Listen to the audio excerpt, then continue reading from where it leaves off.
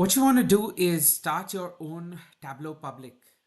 Okay, the first thing that you want to do is open your Tableau Public and don't open any file as of yet, but just open the app as you can see on the screen.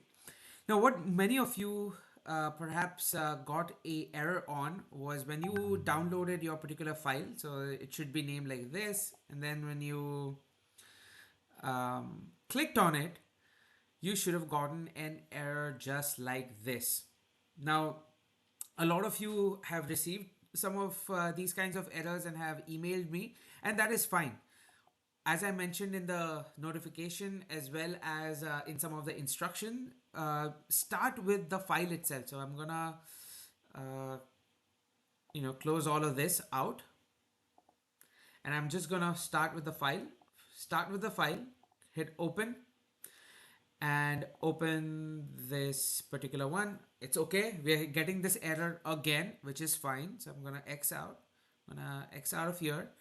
And there you will find this particular extract not found. So what we're gonna do is here click on remove extract. What it's trying to do is it's trying to locate this particular database. As you can see, it's trying to locate where the file is.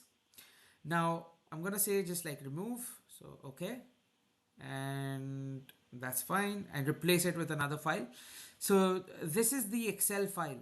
You should have received this. If you have not, let me know. But this is the file that you should be connecting to. So just hit double click on that particular file, and then you will see that boom, it's connected, and it's able to reference the exact data source, and most of your uh, visualizations, whether it's your charts and everything, should be visible. There you go.